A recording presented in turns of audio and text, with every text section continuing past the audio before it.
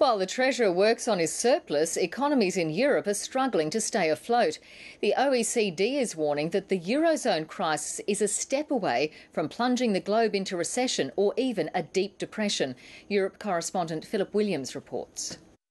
There was no surprise, but it was still unwelcome news just the same. The OECD predicting the eurozone is sliding towards recession, with Britain and the US not far behind.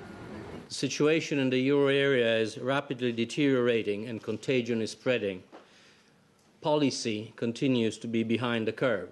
And warns the OECD the situation will be made much worse if a country defaults on its debts.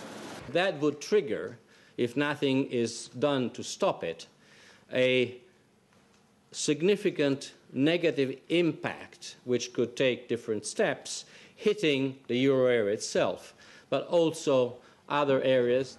One of those countries deeply concerned, the United States, where President Obama met with European Union leaders at the White House. One topic dominated: how to stop the euro rot.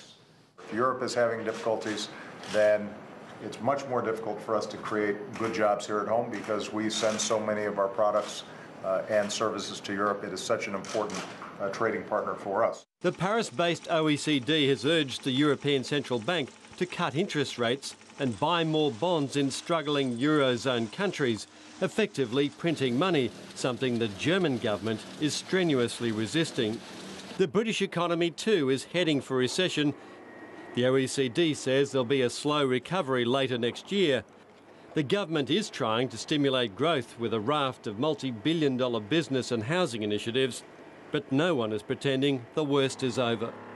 If the OECD is right, then unemployment here in Britain is set to rise and not fall till 2013. And while that's a political liability for the coalition, far more importantly, it's a hardship for the millions looking for jobs that simply won't exist.